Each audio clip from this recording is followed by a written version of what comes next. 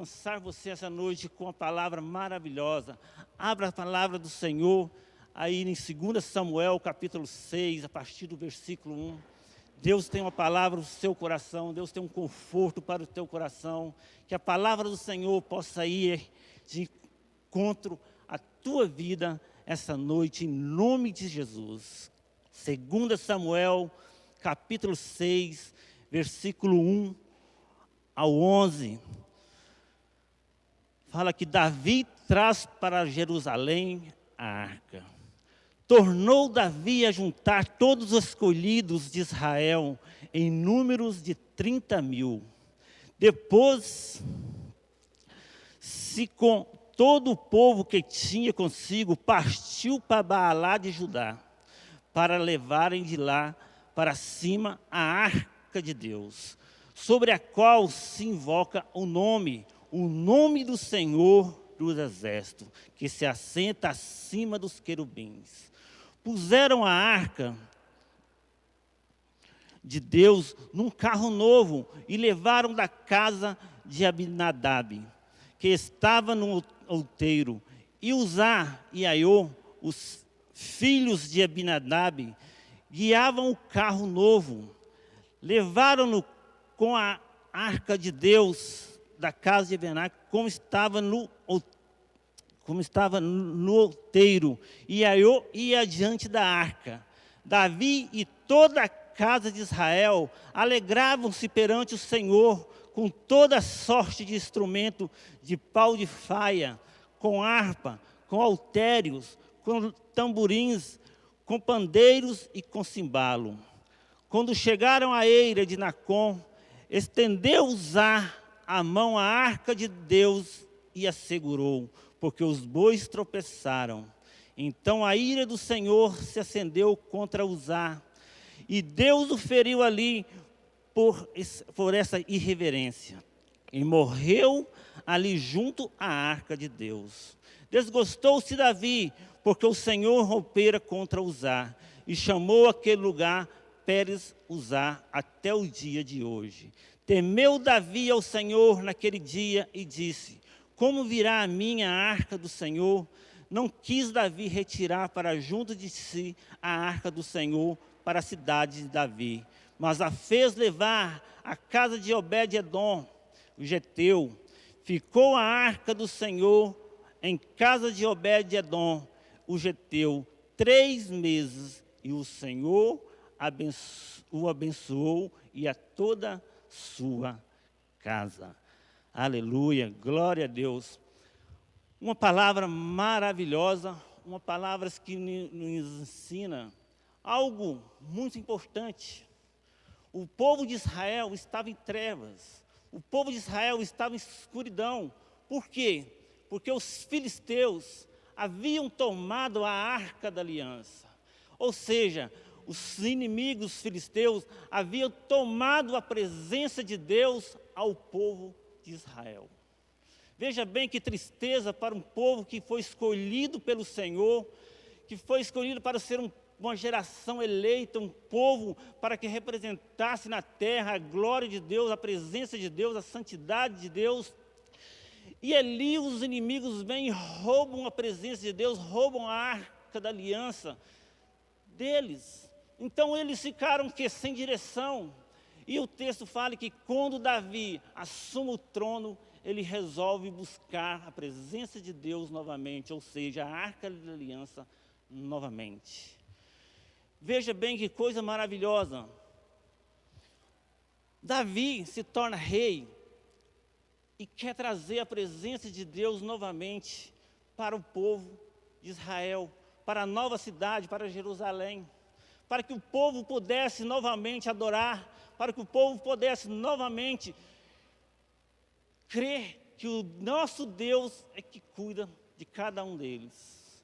Porém, fatos acontecem e nós observamos aqui nas Escrituras que não basta somente uma boa vontade, não basta somente um plano, um projeto. Davi teve uma boa intenção, Davi teve um coração tocado para que trazesse a arca da aliança novamente.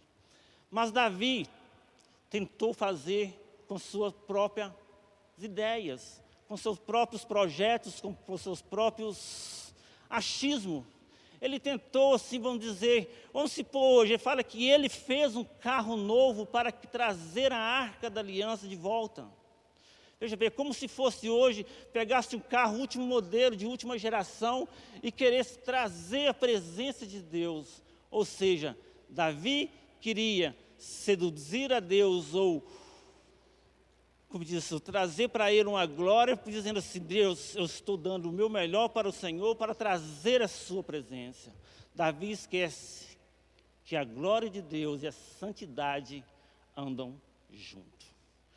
E Davi, com essa atitude, ele estava feliz. Fala que ele juntou mais de 30 mil homens, né, homens que ele, como diz, consideravam para que pudesse buscar. Imagina só que festa, que alegria. Eles falam: nós vamos trazer a presença de Deus novamente, vamos trazê-la aqui para Jerusalém para adorar. Só que no meio desse trajeto, desse caminho, o que acontece? Ao passar pela eira, o carro de boi começa a tombar. Fala que Uzá estende a sua mão repentinamente para que segurar a arca, para que não deixar ela cair. Foi intencional? Não. Mas a palavra de Deus fala que Deus cobrou essa atitude dele e o amaldiçoou, ou seja, o puniu com a morte. A gente olhando assim, a gente pensa assim: mas isso é muito injusto. Como pode um carro de boi tombar e ele, com as melhores intenções, tentar segurar a arca e ele morrer, Deus cobrar dele isso? Eu quero dizer, meu irmão, que o erro não foi de Uzá. Ele simplesmente foi de repentinamente, mas o erro já começou ali de Davi. Porque Davi não era um homem inocente. A palavra de Deus fala que Davi era um homem segundo o coração de Deus. Ele conhecia a doutrina do Senhor, ele conhecia os estatutos do Senhor, ele conhecia as normas e as regras para conduzir a arca do Senhor. Ela não poderia ser conduzida segundo os estatutos em carro de boi. Ela teria de ser conduzida nos ombros dos sacerdotes. A presença de Deus, a arca da aliança, ela tinha de ser colocada sob os ombros dos sacerdotes. Eles tinham de carregar a presença de Deus. Assim somos nós hoje. Hoje nós somos sacerdotes da nossa casa, dos nossos lares. A presença de Deus, ela tem que ser carregada sobre nossos ombros. O Espírito Santo, ele tem que ser carregado no nosso coração. Não pode ser de qualquer forma, de qualquer jeito. Existe uma norma, um ritual, existe um processo a ser seguido. Não é simplesmente eu falei, eu acho que tem de ser assim, eu acho que tem de ser daquele outro jeito. Não, meu irmão, é segundo as Escrituras, segundo os estatutos nos determinam. E nós temos de cumprir aquilo que Deus determina. Senão as coisas saiam fora do eixo, saiam fora do lugar. E acontece essa tragédia, porque quando nós não obedecemos os estatutos do Senhor, nós estamos em desobediência. E quando nós estamos em desobediência, nós estamos em pecado. E a palavra de Deus em Romanos é muito clara, fala que o salário do pecado é a morte. Mas que morte é essa? De Davi? Não precisa ser somente para Davi. Aqui no caso foi para quem? Para Uzá. E é interessante que o nome de Uzá significa força. Ou seja, a força tentou segurar a presença de Deus quando ela estava tombando, quando ela estava caindo. Então, veja bem, isso nos ensina que nossa força não determina as coisas que Deus precisa fazer, que Deus precisa agir. Nossa força, ela tem de ser aniquilada, ela tem de ser acabada. Tanto que Davi colocou o nome naquele lugar de Pérez Uzá. Ou seja, o castigo de Uzá. Pérez em hebraico significa o castigo de Uzá. Veja bem, sobre ele recebeu um castigo de morte, por causa de uma desobediência de um rei chamado Davi. Sobre nossas vidas também é assim, meu irmão. Sobre a nossa casa também é assim. As consequências de nossos erros, as consequências de nossas falhas, de nossos pecados, por achar que as coisas se resolvem do nosso jeito, da nossa vontade, muitas vezes as consequências, elas não vêm somente sobre nós, elas vêm também sobre nossa família, sobre nossos amigos, sobre todos os nossos sonhos e projetos. Quer um exemplo? Veja bem, Deus manda nós administrar bem tudo que Ele coloca em nossa mão. Tanto família, quanto riqueza, tudo. Nós precisamos ser bons administradores, porque fala que nós temos a mente de Cristo. E Cristo é perfeito. Mas quando nós não administramos bem isso, as coisas que Deus nos dá para que nós toma conta, para que nós administremos, o que acontece? As consequências vêm sobre nossas esposas, sobre nossos filhos. Então, nós temos de analisar muito bem como nós estamos carregando a presença de Deus. Porque Deus nos chamou, nos salvou, para que nós possamos ser morada do Espírito Santo. Amém? Glória a Deus. O Senhor, Deus, Ele, como disse, nessa atitude de permitir matar ali, usar, de cobrar dele com a pena de morte, entristeceu o coração de Davi. Fala que Davi desanimou da presença do Senhor. Fala que Davi não queria mais levar a presença ou a arca da aliança para Jerusalém. Fala que ele ficou com medo. E é verdade, quem não teria medo? Imagina só você naquela alegria, quando a fé mata, Deus cobra assim, da pessoa, do ungido dele, mata ali naquele trajeto ali no caminho. E fala que ele permite, ou decide, deixar essa arca na casa de Obed-Edom. Mas quem era Obed-Edom? Quem era esse homem? Obed significa servo ou adorador. Edom significa vermelho, que vem de uma referência de quem? De Esaú. Ele era da descendência de Esaú. E Esaú, todos nós sabemos que foi o homem que perdeu a primogenitura, perdeu a bênção do Senhor na época para Jacó, seu irmão. Então era um povo, ele vinha da tradição de um povo que não estava dentro do propósito de Deus.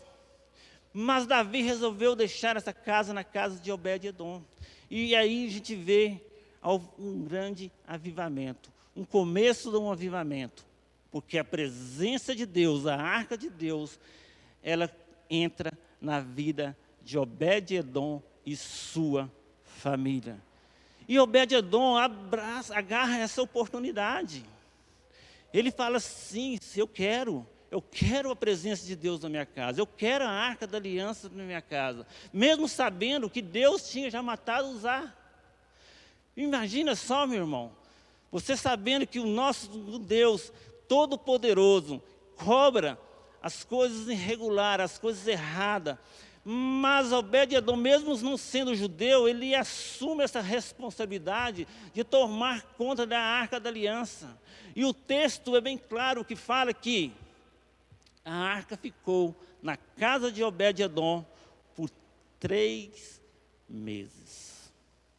3 meses a família de Obed-Edom se dedicando à arca da aliança. 3 meses Obed-Edom cuidando da arca da aliança.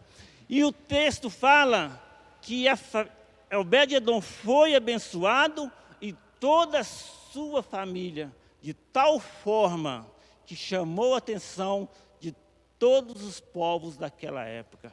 Olha que glória a Deus, que maravilha isso.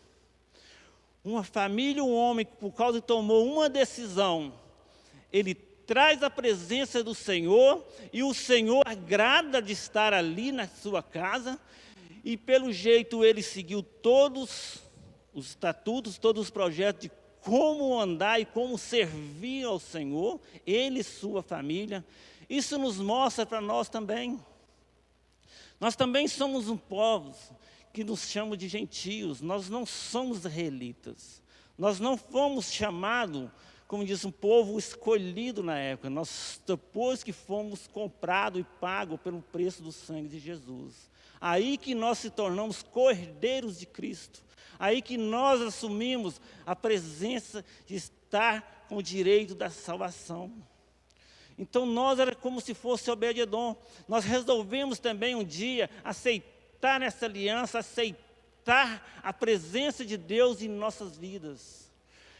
E assim como o texto fala, que a família de Obed-edom foi abençoada de tal forma que todos viram, tanto familiares como dos povos lá fora, assim é a sua vida, assim é a minha vida.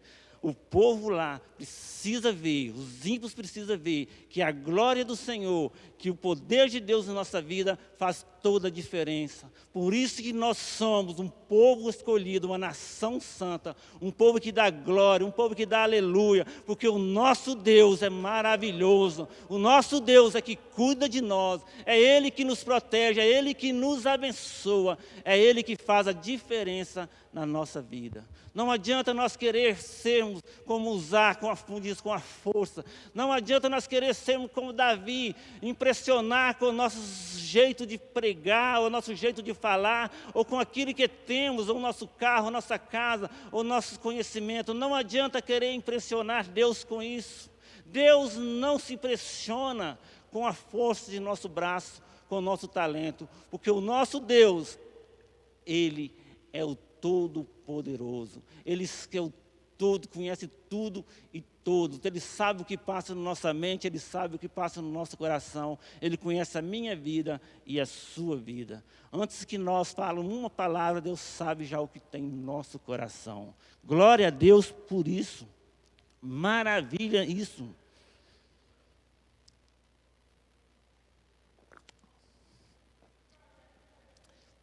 E quando Davi fica sabendo que Obed-edom e sua família é tão ricamente abençoado, o que acontece?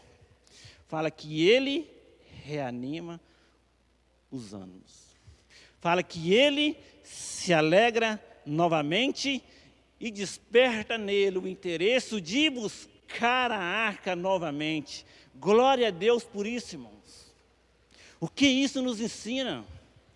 Quando nós damos o nosso testemunho, quando nós vemos a presença de Deus na vida do crente, na vida do irmão ou da irmã, na vida daqueles que buscam o Senhor de todo o coração, e ver que ele está sendo abençoado, não só de bens materiais, mas sua vida em particular, em geral, sua família, né, os seus projetos, os seus sonhos, ele se torna uma pessoa de paz, equilibrada. Quando a gente vê a bênção de Deus em geral na vida dessa pessoa que aceitou a presença do Senhor, o que desperta nas outras pessoas? O interesse de buscar a presença de Deus. É assim que foi com Davi. Ele tinha desanimado porque Deus tinha cobrado com preço de morte a vida de Uzá.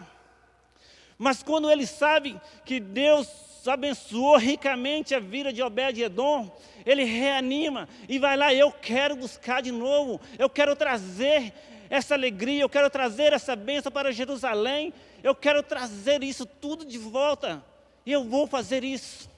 E ele procura saber como que conduz a presença de Deus. E o texto fala que ele vai buscar a presença do Senhor, e aí ele, como disse agora, ele faz as coisas certas.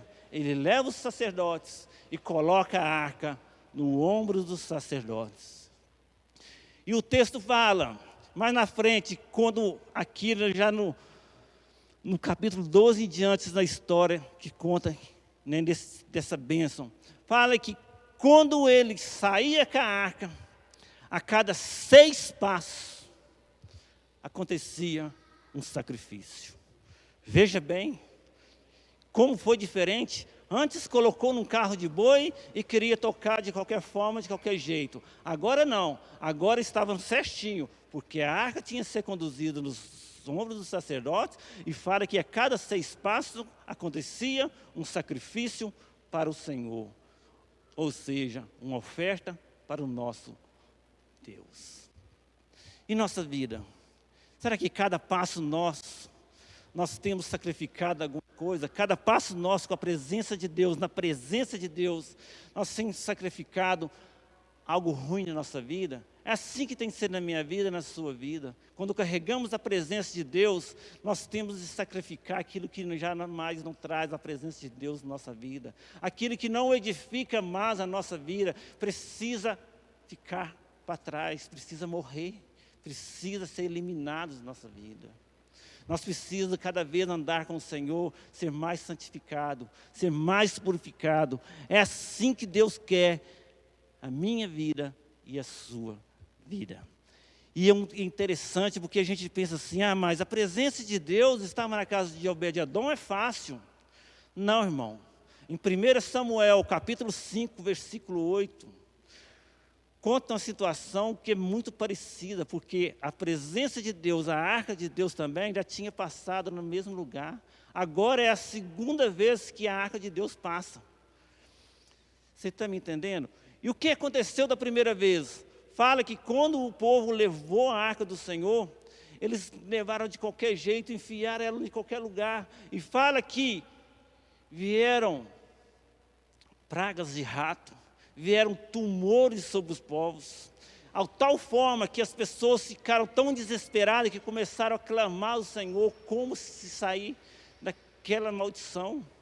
E fala que Deus o ordenou a fazer estátuas em formas de rato, em forma do tumor que o povo estava passando naquela época, das feridas. E eles falam que foram curados. Quando eles fizeram isso e obedeceram a voz do Senhor, foram curados. Mas veja bem, eu quero usar duas situações. Uma, conduziu de qualquer forma o povo lá em 1 Samuel. Vieram maldições, vieram pragas sobre a vida deles. Agora, veio para a casa de Obed-edom, foi bem cuidado, foi orientado de forma correta e foi abençoado.